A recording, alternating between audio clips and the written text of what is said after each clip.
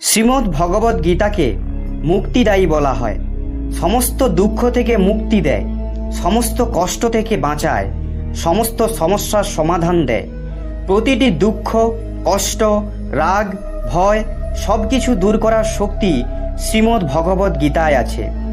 বরাহ পুরাণ অনুযায়ী যে মানুষ প্রতিদিন গীতা শোনেন ও গীতা পাঠ করেন, সে তার সমস্ত দুঃখ থেকে মুক্ত হয়ে যায়, তিনি সমস্ত সুখ প্রাপ্ত করেন।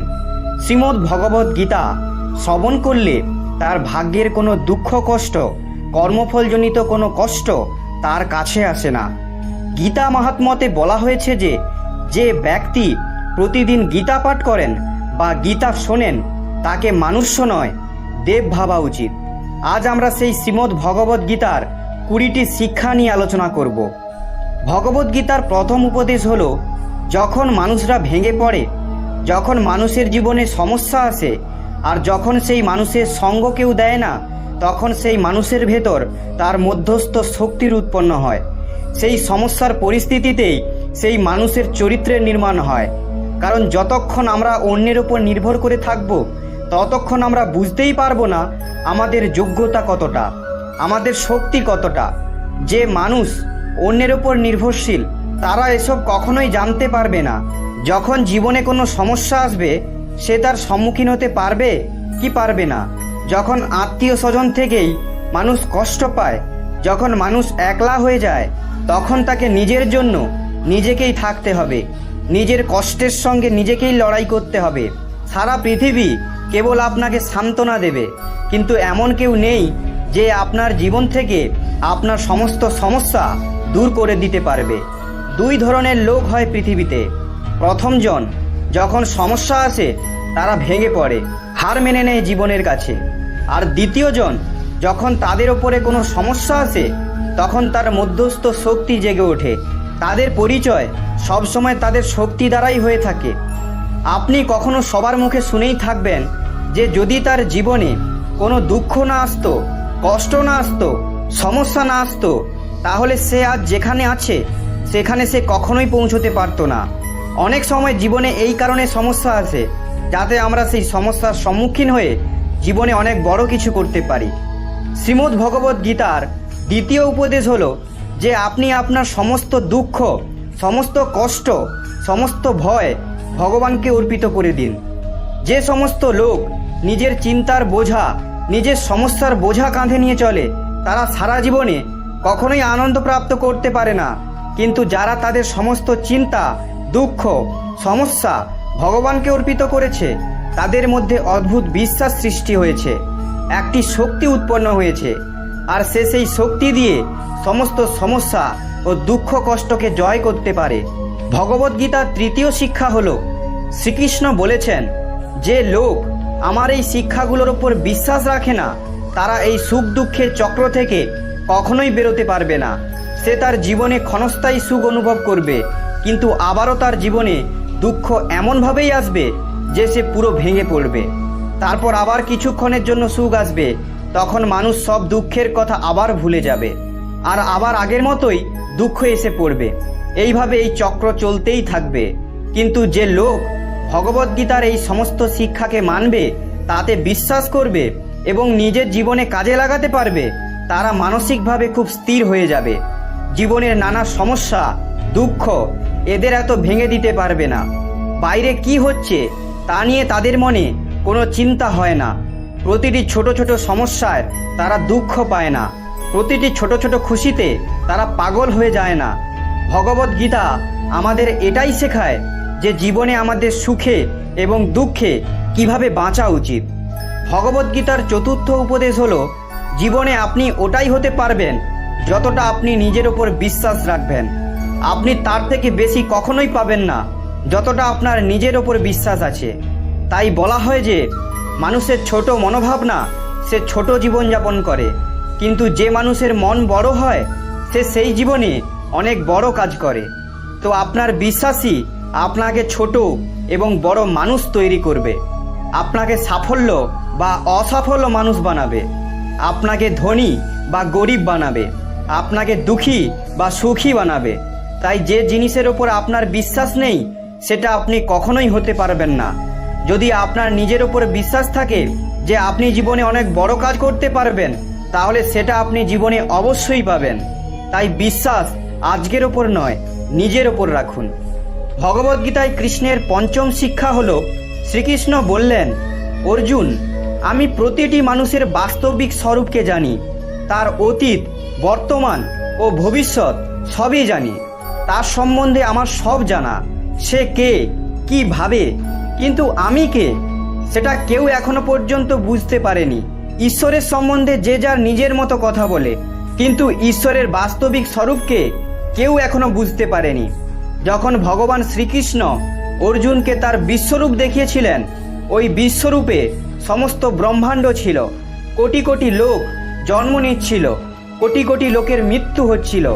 এরকম বিশালাকার ভয়ানক রূপ দেখে অর্জুন থরথর করে কাঁপছিল আর বলল, আপনি প্রথমে যে রকম ছিলেন সেই রকমই হয়ে যান প্রভু। আমি আপনার এই রূপ দেখতে পাচ্ছি না। আমি আপনার রূপের মধ্যেই শিব দেখতে পাচ্ছি, আপনার রূপের মধ্যেই ইন্দ্রকে দেখতে পাচ্ছি। পৃথিবীর সমস্ত দেবদেবী আপনার মধ্যেই দেখতে পাচ্ছি। সূর্য, চন্দ্র আপনার ভেতরে দেখতে পাচ্ছি। প্রতিটি নবগ্রহ আপনার মধ্যেই দেখতে পাচ্ছি। তখন শ্রীকৃষ্ণ অর্জুনকে বললেন, হে অর্জুন, তুমি আমার যেই রূপ দেখছো, বাস্তবিক পক্ষে এই রূপ আমার আসল স্বরূপের অংশ মাত্র। তখন অর্জুন অবাক হয়ে শ্রীকৃষ্ণকে জিজ্ঞাসা করলেন, এটা যদি আপনার অংশ মাত্র হয়, তাহলে সম্পূর্ণটা কি? তখন শ্রীকৃষ্ণ বললেন, না আমার কোনো আদি আছে, না কোনো অন্ত আছে। আমি অনন্ত, আমাকে মাপা যাবে না।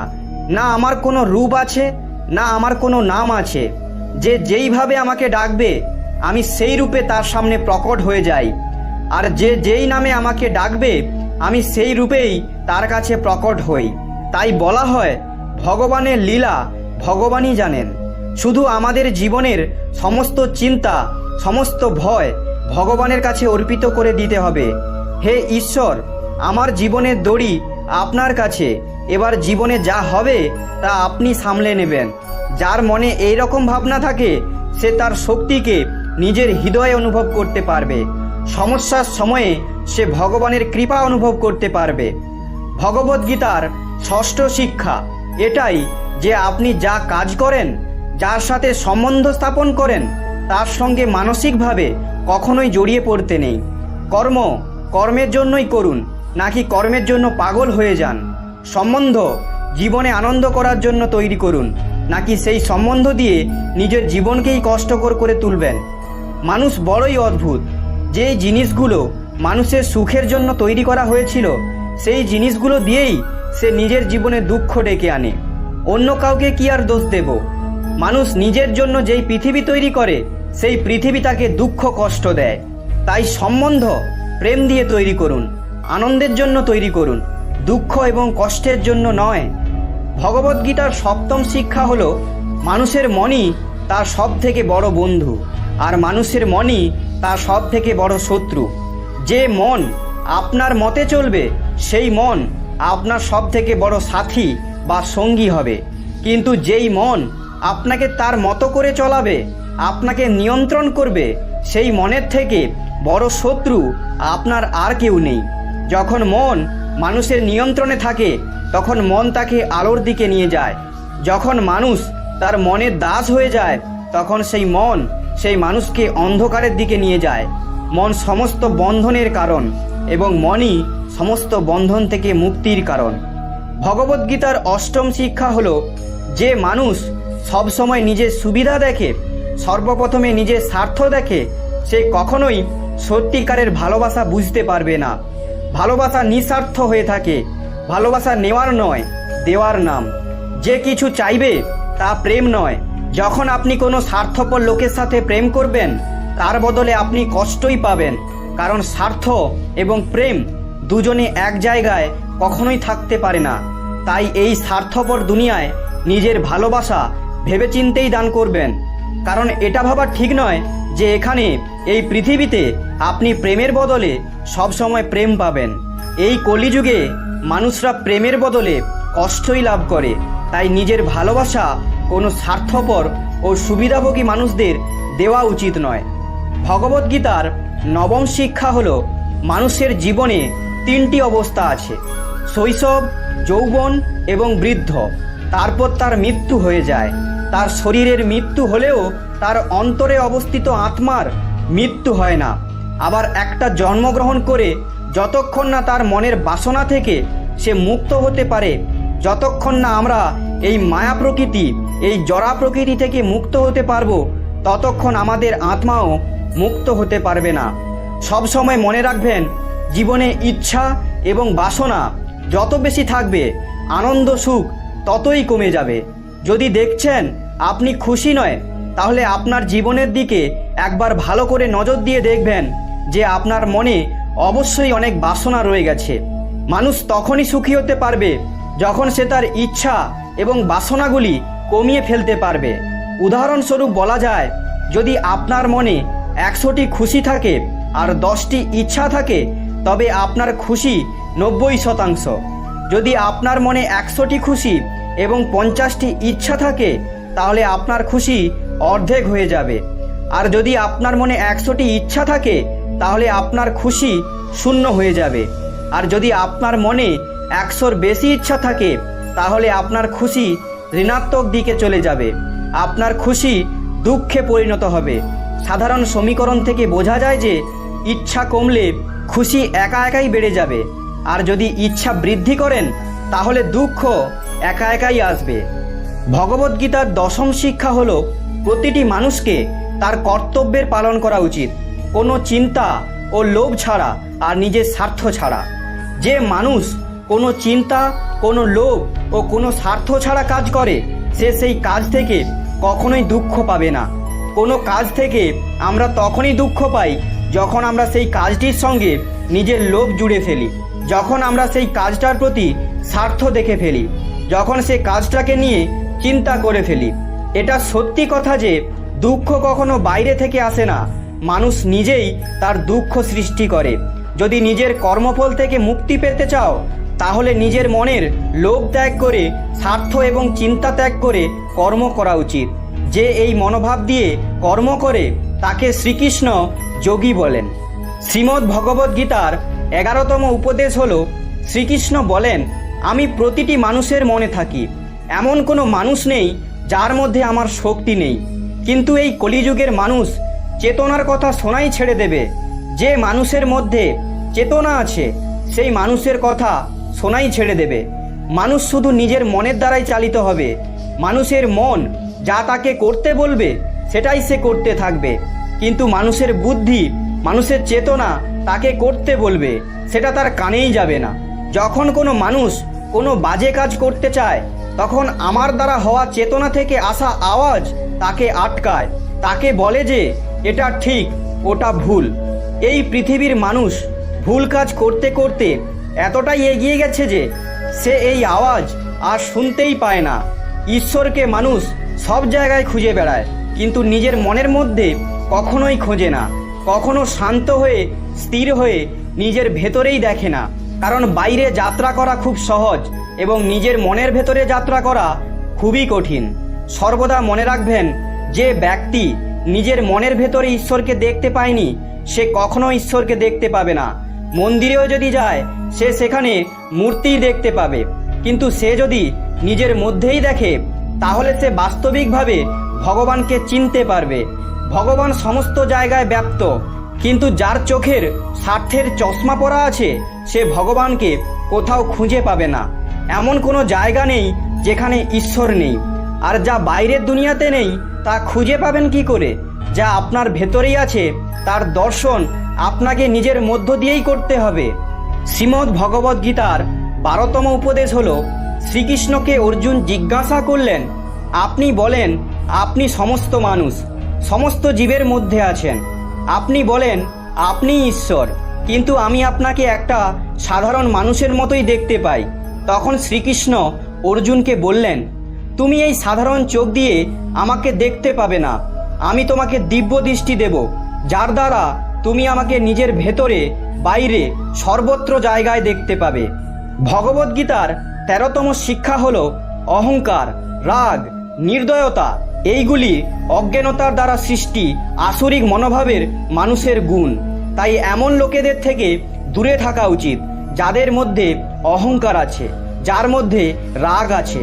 সমস্ত ভালো মানুষদের এসব ব্যক্তিদের থেকে দূরে থাকা উচিত।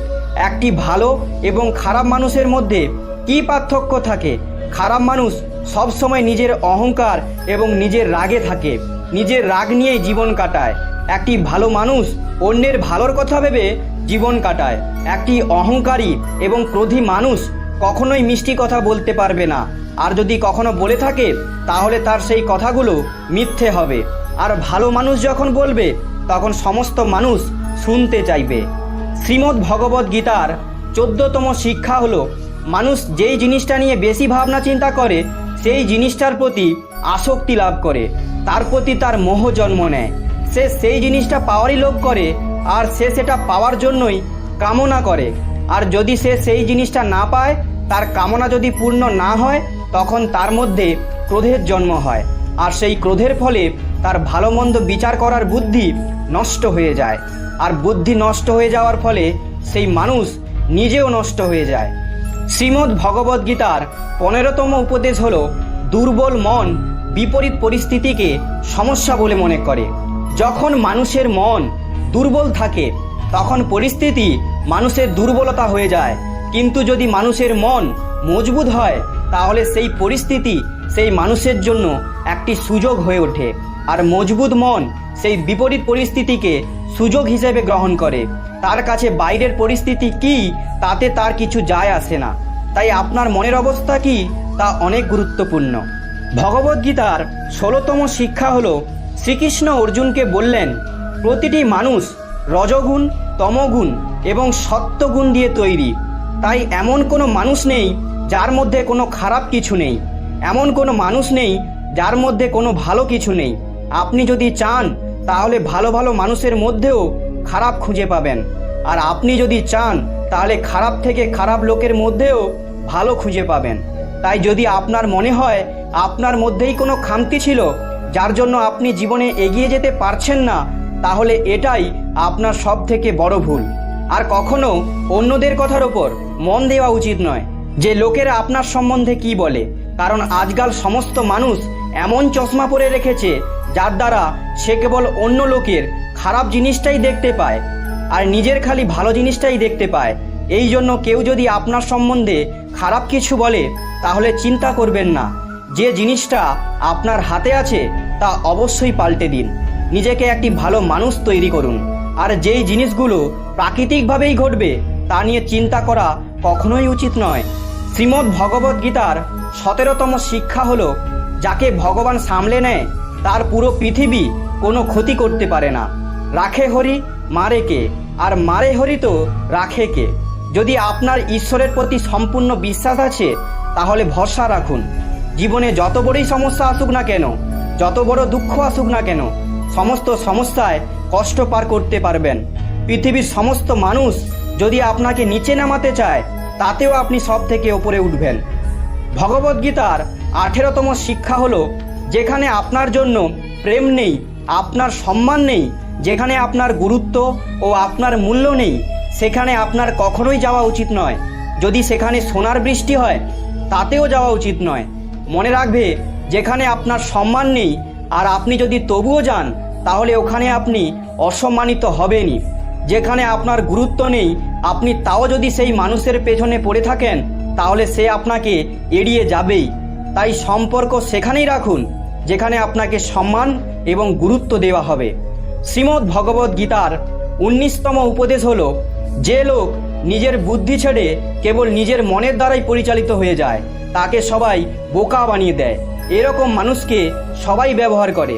কথাটা এটা নয় যে আপনি খুব ভালো মনের মানুষ, কিন্তু যেখানে আপনার বুদ্ধি ব্যবহার করা উচিত সেখানেও যদি আপনি মনের দ্বারা কাজ করেন তাহলে তার বদলে আপনি কষ্টই পাবেন, দুঃখই পাবেন। তাই সব সময় মনে রাখবেন কোথায় মন দ্বারা চালিত হতে হবে আর কোথায় বুদ্ধি চালিত হতে হবে। এই দুটোরই তালমিল খোঁজা জীবনের সার, জীবনের আসল জ্ঞান। শ্রীমদ্ ভগবদ্ গীতার 20তম উপদেশ হলো, একা থাকা আপনাকে শেখাবে আপনি ছাড়া আপনার প্রকৃত বন্ধু কেউ নেই। নিজের মনের থেকে বড় শক্তি আর কিছু নেই, আর নিজেকে ছাড়া পাশে থাকার কেউ নেই। বাস্তবিক পক্ষে আপনি কতটা মজবুত তাই একলা থেকেই জানতে পারবেন। জীবনে যদি কিছু বড় করতে হয় তাহলে ভিড় আপনার সাথে যাবে না। সফলতার পথেই মানুষকে একলাই এগিয়ে যেতে হয়। যে মানুষ এই 20টি শিক্ষা প্রতিদিন শ্রবণ করবে আর তা বুঝে নিজের জীবনে প্রয়োগ করবে, তার জীবন সম্পূর্ণভাবে বদলে যাবে। সে তার সমস্ত চিন্তা ভয় থেকে মুক্ত পেয়ে যাবে, জীবনে সমস্ত সাফল্য অর্জন করতে পারবে। তো ভক্তগণ, এই